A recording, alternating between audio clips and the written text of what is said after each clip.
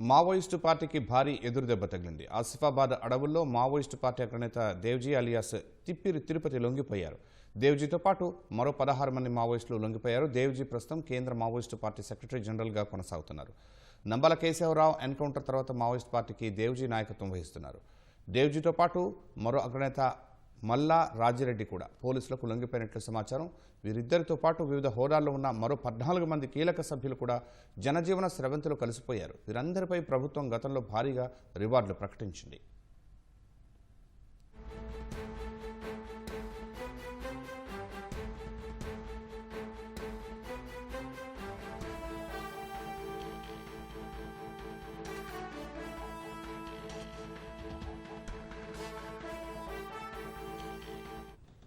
కేంద్ర Maoist party కార్యదర్శి దేవ్జీ సహా 16 మంది మావోయిస్టులు లొంగిపోవడంతో ఇక అడవుల్లో మిగిలిన నక్సల్స్ స్వల్పంగానే ఉన్నట్లు తెలుస్తోంది.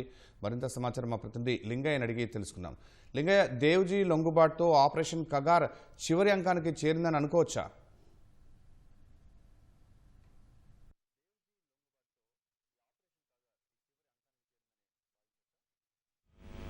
ఖచ్చితంగా భావించవచ్చు. కేంద్రం అదేవిధంగా ఛత్తీస్గఢ్ ప్రభుత్వం చేపట్టిన ఆపరేషన్ కగార్ ఈ ఏడాది మార్చి 31 నాటితో ముగియనుంది. ఈ మార్చి 31 నాటికి దేశం ఛత్తీస్గఢ్ లో ముఖ్యంగా మావోయిస్టు రహిత రాష్ట్రంగా చేస్తామని కేంద్ర ప్రభుత్వం ప్రకటించిన నేపథ్యంలో ఆ దిశగా వడివడిగా అడుగులు పడుతున్నాయని చెప్పవచ్చు. ఓవైపు రోజు రోజుకు మావోయిస్టు పార్టీ పతనం అవుతుంది. ఒకవైపు ముఖ్య నేతలు అగ్రనేతలు ఒకరిద్దరు ఎన్కౌంటర్లలో చనిపోవడం, ఆ తర్వాత మరికొంతమంది ముఖ్య నేతలు లొంగిబాటులో ఉండడంతో ఇప్పుడు మావోయిస్టు పార్టీ తీరని కోలుకోలేని దెబ్బ రోజు రోజుకు తగ్గుతుందని చెప్పవచ్చు. ఇవాళ మావోయిస్టు పార్టీలో మరో కీలకమైన ఘట్టం ఇవాళ చోటు చేసుకుందని చెప్పవచ్చు. మావోయిస్టు పార్టీకి చీఫ్ గా ఉన్న తిప్పిరి తిరుపతి అలియాస్ దేవ్జీ కూడా నిన్న మధ్యాహ్నం తర్వాత పోలీసులకు ఆసిఫాబాద్ పోలీసులు లొంగిపోయినట్టుగా మనకు స్పష్టంగా సమాచారం ఉంటుంది. దీంతో మావోయిస్టు పార్టీలో ఒక ముఖ్యమైన శకం కూడా ముగిసినట్టుగా మనం భావించవచ్చు. మావోయిస్టు పార్టీని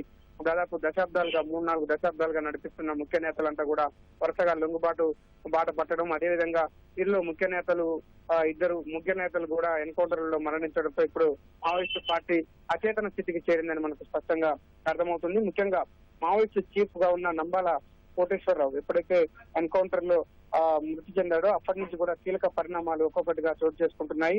నంబాల కోటేశ్వరరావు ఎన్కౌంటర్ తర్వాత ముఖ్యమైన పరిణామాలు కూడా జరుగుతూ వస్తున్నాయి. ఆ తర్వాత ఇడ్మా ఎన్కౌంటర్ ఆ మావోయిస్టు పార్టీని తీవ్రంగా కుదిపేసిందని చెప్పవచ్చు. మావోయిస్టు పార్టీ కనీస ఉనికిని కోల్పోతున్న పరిస్థితుల్లో ముఖ్యంగా ఒక్కొక్క నేతలంతా కూడా మల్లోజుల వేణుగోపాల్, బండి ప్రకాష్, తక్కెలపల్లి వాసుదేవరావు, అజా కాసన్న, చంద్రన్న, దేవా ఇటువంటి ముఖ్య నేతలు పార్టీకి పట్టు ఉన్న నాయకులుగా వేలాది మంది మావోయిస్టులు నడిపించిన నాయకులుగా ఉన్న నాయకులంతా కూడా పోలీసులు అయితే లొంగిపోతుండడం వరుస పరిణామాల నేపథ్యంలో మావోయిస్టు పార్టీకి అడుగడుగున ఎదురుదెబ్బలు తగులుతూ వస్తున్నాయి. ఈ ఏడాది జనవరి నుంచి కూడా కీలక పరిణామాలు చోటు చేసుకుంటున్నాయి. మావోయిస్టు పార్టీకి వరుస ఎదురుదెబ్బలు తగులుతున్న నేపథ్యంలో తాజాగా కేంద్ర కమిటీకి ఆ బాధ్యత సారథ్యం వహిస్తూ మావోయిస్టు పార్టీని నడిపిస్తున్న దేవ్జీ లొంగిపోవడం, అతని బాటలోనే మల్లా రాజిరెడ్డి కేంద్ర కమిటీ సభ్యుడు, ఇతనితో పాటు మరో ఇద్దరు తెలంగాణ కమిటీకి చెందిన ఇద్దరు ముఖ్య నేతలు, మొత్తం 16 మంది లొంగిపోవడం మాత్రం ఇప్పుడు మావోయిస్టు పార్టీకి తీరని కోలుకోలేని దెబ్బగా చెప్పవచ్చు. ఒక విధంగా మావోయిస్టు పార్టీ తన ఉనికిని కూడా పూర్తిగా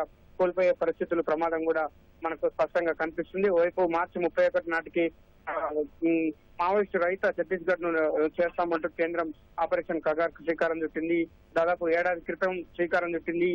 ఇందులో వందలాది మంది మావోయిస్టులు ఎన్కౌంటర్లలో మృతి చెందారు. మరి వందలాది మంది మావోయిస్టులు కూడా పోలీసులు ఛత్తీస్గఢ్ ప్రభుత్వం అటు తెలంగాణ ప్రభుత్వం కొంతమందికి లొంగిపోవడం వంటి పరిణామాలు చోటు చేసుకుంటున్న పరిస్థితుల్లో ప్రస్తుతం అయితే దేవ్జీ లొంగుబాటు అనేది మావోయిస్టు పార్టీకి ఒక తీరని దెబ్బగా చెప్పవచ్చు. పార్టీ ఉనికిని ఇప్పుడు పూర్తిగా కోల్పోయే ప్రమాదం మనకు స్పష్టంగా కనిపిస్తుంది.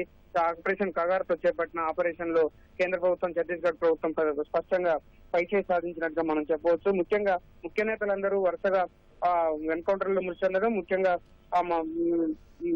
మిగతా నేతలంతా కూడా లొంగుబాటు బాట పట్టడంతో ఇప్పుడు మావోయిస్ట్ పార్టీ తీరని ఉనికిని కూడా కోల్పోయే ప్రమాదం మనకు స్పష్టంగా కనిపిస్తుంది. అయితే ఈ దేవ్జీ లొంగుబాటుకు సంబంధించి, ముఖ్య నేతల లొంగుబాటుకు సంబంధించి అధికారికంగా ఇవాళ కానీ రేపు కానీ రాష్ట్ర డీజీపీ ఎదుట లొంగిపోయే అవకాశాలు మనకు స్పష్టంగా కనిపిస్తున్నాయి.